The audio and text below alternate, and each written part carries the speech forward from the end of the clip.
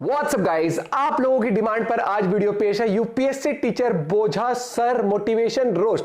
बोझा सर का ट्रांसफॉर्मर और राजा बनने की युक्ति। ले भैया, एक वो रोस्ट भी निकाला था ना जो उन्होंने, तो दोस्तों ऐसे हाँ उद्धव राठी और उसके ऊपर भी करें साथ में एंजॉय। ओरिजिनल वीडियो का लिंक डिस्क्रिप्शन में अजीत भारती चैनल से है। तो और भी इनके रोस्ट आए हाल ही में, तो आप लोग बताना नेक्स्ट किस पे करें रिएक्ट, तो जरूर लाइक कर देना चैनल पे। तो प्लीज सब्सक्राइब, कहां से देख रहे हो ये भी जरूर बताना। करते शुरू, 1 2 3 गो। सर ये ज्योग्राफी में थोड़ा डाउट आ रहा है। ये अभी वायनाड में जो भूस्खलन के कारण जो सामने आए हैं उसमें थोड़ा सा डाउट हो रहा था। कहा हमारे दादा की ज़मीन थी इलाहाबाद में, वो पिताजी के फूफा कब्जा लिए, उस पर कब्जा कर लिया। पिताजी माँ के पास गए, माँ उस समय क्या सिंदूर लगा रही थी। पिताजी ने रोक दिया, उसी समय रोक दिया। बोले रुको, शाम तक जिंदा बचूंगा या नहीं ये साफ नहीं है, अभी वापस आ जाऊं तब लगाना। पिताजी ने उठाया गंडासा। उस जमाने में एक एटलस की साइकिल हुआ करती थी पिताजी, 1734 की बात है ये। 1700 मैंने भी चलाई, फिर वो 1885 तक चलाई थी। अरे पिताजी ने वो साइकिल उठाई, लेकर सीधे पहुंच गए फूफा के खेत। अरे सर, सवाल ज्योग्राफी का था, आप कहाँ मतलब पिताजी, जमीन, कट्टा, साइकिल के सर क्या क्या घुसेड़ दे रहे हैं आप। यही तो बात है गुरु, ये 3 फुट लंबे बाल लेकर आ गए हो तुम यहाँ पे मुखर्जी नगर। समझ में इसीलिए नहीं आ रही चीजें, दिमाग में घुस ही नहीं रहा है। मेरे जैसे बाल कराओ एकदम टक्कल, तब जाके सिर में घुसेंगी चीजें। पता भी नहीं चला तुम्हें, और 2 लाइन में तुमको 3 सब्जेक्ट पढ़ा दिए हैं। अभी भूगोल पढ़ाया, इलाहाबाद की जमीन यानी कि भूगोल, और 1734 1885 2 डेट भी बोली है। तो ये हो गया इतिहास। हिस्ट्री होगा कि नहीं होगा सब्जेक्ट। और ये तीसरा क्या, साइकिल, साइकिल का यहाँ पे साइकिल से क्या है सर इसमें? पॉलिटिकल साइंस है मुन्ना, और मतलब इसमें थोड़ा निजी भी है। छोड़ो छोड़ो, तुम नहीं समझोगे। सर ये सब यूपीएससी के पेपर में कैसे काम आएगा सर? अबे झंडू, यूपीएससी के पेपर में तो किताबें भी नहीं काम आएंगी, ये मास्टर का ज्ञान भी नहीं काम आएगा। काम आएगा डिसेबिलिटी का कोटा, उसका सर्टिफिकेट। ज्ञान सुन, ज्ञान पहले। तो फूफा लेटे थे खेत में, खाट पे लेटे थे, चारपाई चलती थी उस जमाने में, 1670 का दशक रहा हो। 1600 पिताजी ने फूफा के आगे जाकर 2 उंगलियां दिखाई, ऐसे बोले एक पकड़ लो। फूफा बोले राम खिलावन, तुम्हारे इन्हीं झटैलपने की हरकतों के चलते तुम अभी तक बेरोजगार हो। फूफा 50-52 साल के रहे होंगे। पिताजी ने उसी समय गंडासा निकाला और फूफा के पूरे 52 टुकड़े कर दिए थे। 52। और घर वापसी आए, सबसे पहले जानते हो क्या किया? माँ की मांग भरी, और उसके बाद दादा के हाथ में खून से सना गंडासा पकड़ा दिया। सर भूगोल रहने दीजिए, आप भूगोल रहने दीजिए आप सर, आप हिस्ट्री ही बता दीजिए। 1930 राउंड टेबल कॉन्फ्रेंस पढ़ा दीजिए सर। बताइए ना सर। अब ऐसे कैसे बता दूं, पहले आंखों में लेजर तो डाल, फिर बताता हूँ। अरे वो तो लास्ट में लग जाएगा ना सर, एडिट में बीजीएम के साथ। आप राउंड टेबल बताइए सर, राउंड टेबल। 1930 में ही, यानी कि हादसे से लगभग 150 वर्ष के बाद, मेरे पिताजी मेरे साथ एक बेंत की कुर्सी पे बैठे थे। बेंत चला करता था उस समय, वो सी रूट से आया था, पुर्तगाली ने बनाया था ना रूट, उसी से आया था। तो बेंत की कुर्सी के ऊपर मैं और पिताजी बैठे हुए थे। वहाँ हमने अपने पिताजी से पूछा कि पिताजी जमीन जायदाद की तो आपने बात तक नहीं की थी, वहाँ पे जाके सीधे गए और गंडासा निकाला, मार दिए। काहे? आपको मतलब बेरोजगार बोल दिया था, उस बात का बुरा लग गया क्या आपको? ज्यादा बुरा लग गया। झटेल बोला होगा इसलिए बुरा लगा। अबे नहीं बे, जानते हो पिताजी ने क्या जवाब दिया? बोला बुरा हमें ये लगा बेटा कि उन्होंने हमें राम खिलावन बोला, जी नहीं लगाया। अब इस पकड़ चेटिप, ये कौन सा सब्जेक्ट था? जीवन मुन्ना, जीवन। राम जीवन की तुम्हें केवल 1,75,000 की फीस में 125 करोड़ की बात समझा दी है। जीवन में कुछ भी हो जाए, आत्मसम्मान से कॉम्प्रोमाइज नहीं बेटा। फीस समझ रहे हो? राजा के लिए उसकी प्रजा, रानी, राजपाट से बड़ा अगर कुछ है तो वो है आत्मसम्मान। उसके बहुत सालों बाद पिताजी की उसी साइकिल पे मैं बैठा था, दिल्ली के ठेके से 1+1 के 2 अध्याय लेकर लौट रहा था। अब ये कौन सा सब्जेक्ट आ गया सर? अब एक केमिस्ट्री पढ़ा रहा हूँ केजरीवाल के पोते। तो हुआ क्या, लेकर के लौट रहे थे 2 अध्याय, 3 लौंडे हमको घेर लिए। बोले मास्टर या तो 1 अध्याय दे दो वरना चाप देंगे। सोच रहे थे, मास्टर ने कच्ची गोलियां खेली हैं। लोग अक्सर भूल जाते हैं कि कलम, तो ये जो कलम है ना, ये तो अभी उठाई है, उससे पहले मास्टर साहब कट्टा लहराया करते थे। लहराते ये मैंने निकाली खीसे से अपनी .32 बोर, और हम बोले अब तू जा और 2 येलो वाले लेज के पैकेट लेके आ, चखना चाहिए ना। हाथ में से चापड़ छूट गया, उसके पसीना पसीना हो गए तीनों। और एक नहीं, 2 येलो वाले लेज लाए और साथ में भुना मुर्गा भी लेके आए चखने के लिए। तो इससे क्या सीखे आज तुम? नहीं समझे सर, आप ही बता दीजिए। अबे सीखे ये कि यूपीएससी की क्लास गए तेल लेने, म्यूजिक रील ऐसे बकैती भरी कहानियों की कटती है, कलेक्टर नहीं राजा बनाऊंगा राजा। ये एडिटर ब्रो, इस वाली लाइन के बाद आंख में से लेजर निकाल के बीजीएम लगा देना इसके पीछे। सर 2.25 लाख ले रहे हैं आप, और क्या ये लेजर लाइट बीजीएम ये सब कर रहे हैं? आपको पूछ रहे हैं भूगोल और आप अपने बाबा कहानी बता रहे हैं, कट्टा कैसे मार दिया, साइकिल से कहाँ जा रहे थे। बेटा कभी फिनलैंड गए हो? फिनलैंड नई शिक्षा नीति आ गई है उधर। अब वहाँ विषय नहीं पढ़ाए जाते, घटनाएं पढ़ाई जाती हैं।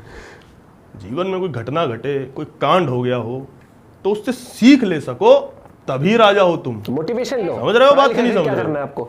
वर्ल्ड वॉर हुआ, हिस्ट्री तो है, डेट वेट कहाँ हुआ, भूगोल कैसे, कितना पैसा गया, अर्थशास्त्र किसने लड़ा, हो गई राजनीति। गले में गमछा देखकर सोचते हो कि मास्टर को आता ही क्या होगा, भूगोल को ज्योग्राफी बोल देते हैं, मास्टर टेंशन ही आ जाएगा, है यही सोच रहे होगे ना। बेटा बैठे बैठे फिनलैंड की एनईपी बता दिए तुमको पता भी नहीं चला। यहाँ के ठेठ राम खिलावन की कहानी सुनाई तो बैकवर्ड हो गया है। यही जो तुम्हारी सोच है ना, यही राजा बनने में बाधक है। तभी गुटखा खाया करो। गुटखा रजनीगंधा जो है, रजनीगंधा में तुलसी मिला के खैनी की तरह मसलो और एकदम फाँक जाओ। आंख बंद करो, देखो ऋतिक रोशन की बॉडी पर तुम्हारा फेस लगा हुआ है फोटोशॉप में, और तुम सूट पहने हो और घोड़े के ऊपर हाथ फेर रहे हो। सर हाथ क्यों फेरेंगे, बैठ जाएंगे। अबे बकलोल हो तुम।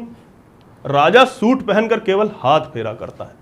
राजा स्टूडियो में बैठकर बताता है कि किसको इलाहाबाद में रहना चाहिए और किसको बेसमेंट में।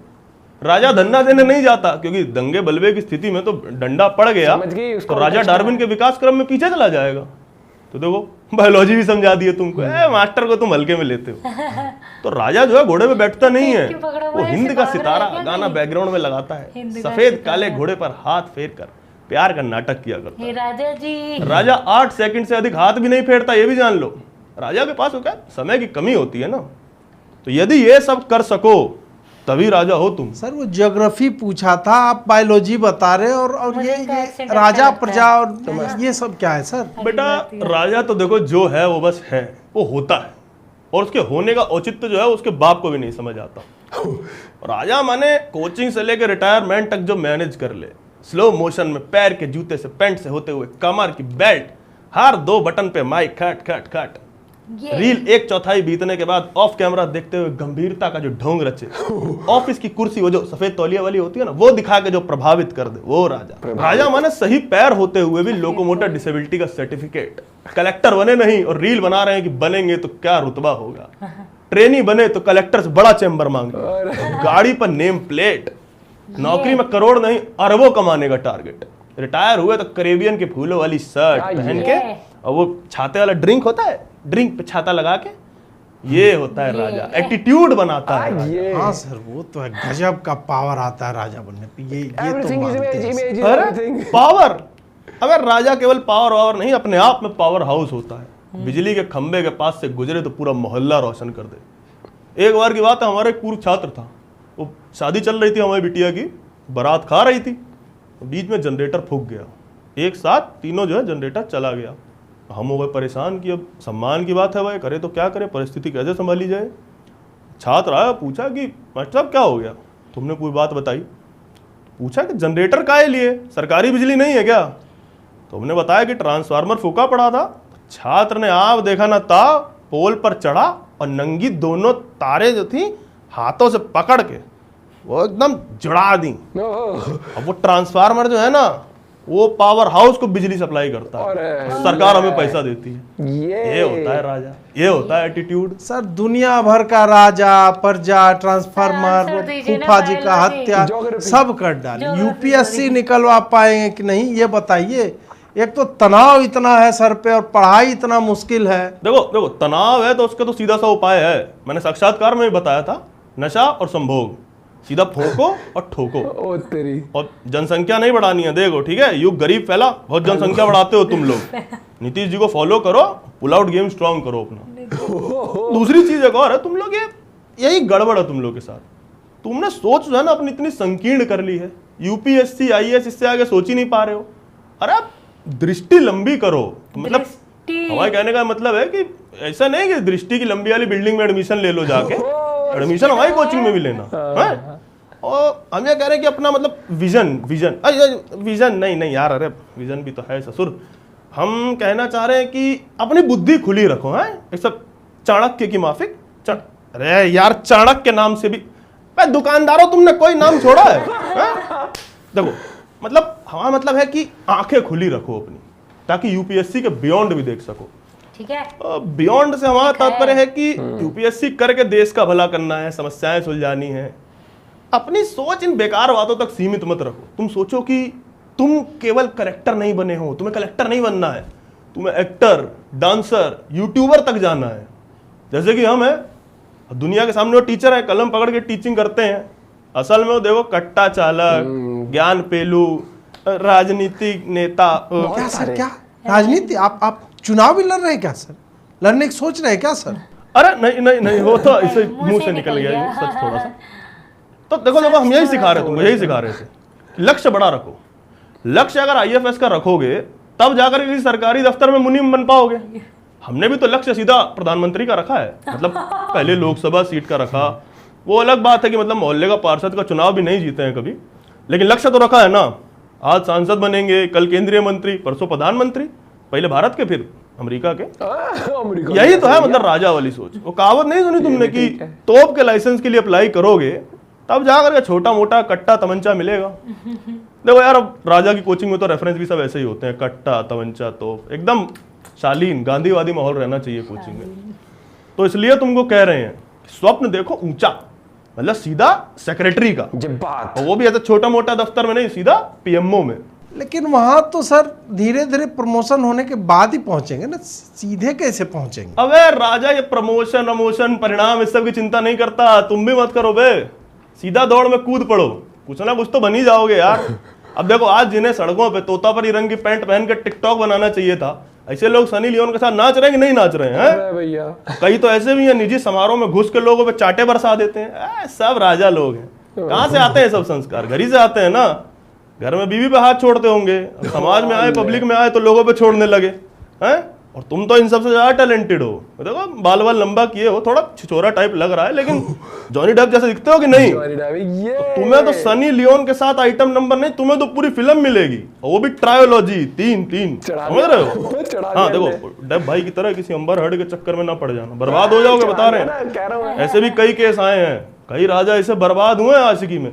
गाना नहीं सुना तुमने, आज की मैं चूर हो गया छोरा काड़ का, या बुड्ढा ने भी पट्टा चाहिए 16 साल का। तो पता नहीं है क्या वो बुड्ढा सिंबॉलिक था उसमें, किस बुड्ढे की बात हो रही है, नहीं समझे?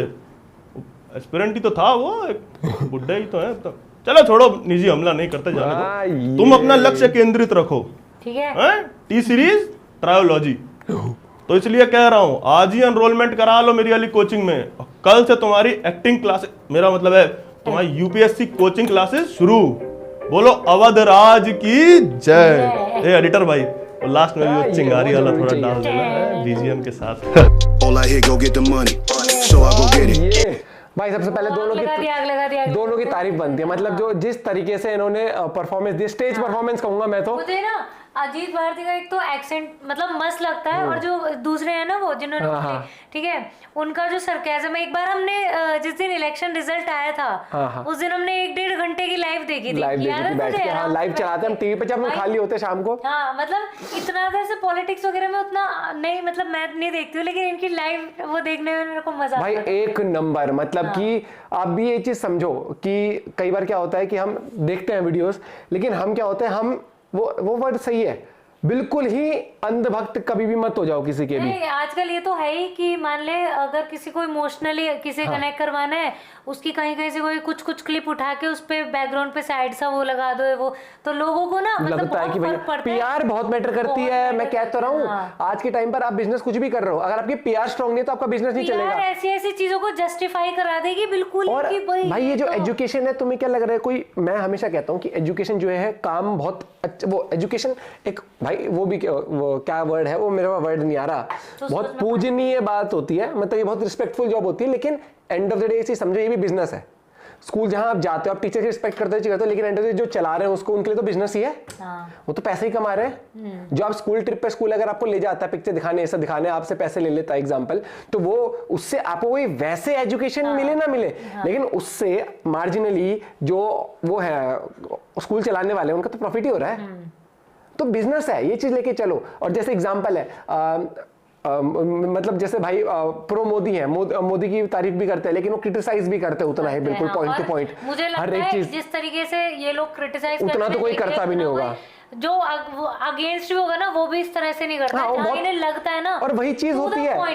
और भाई मेरे को यही चीज पसंद आती है इनकी भी, और मैं अपने बारे में भी खुद ही कहूंगा कि अगर हमारे कोई पसंद है ना हमारे लीडर, तो हम यहाँ पर डबल ढोलकी वाला गेम नहीं खेलते ऑनलाइन आके रिएक्शन वीडियोस में कि नहीं भाई हमें ये भी पसंद है, हमें जो पसंद है बोलते हैं। लेकिन जहां पर कि तो सरकार का स्टांस गलत है या फिर ये चीज है इस पे नहीं बोला गया, तो वो चीज पॉइंट भी रखते हैं।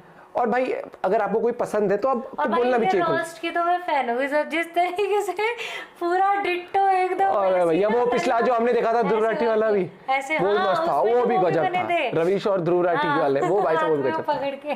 तो भाई और वीडियो शेयर करना ना भूलें, एंड आप लोगों ने भी एंजॉय करा होगा ये वीडियो। मिलते हैं वीडियो के साथ, बाय बाय, टेक केयर।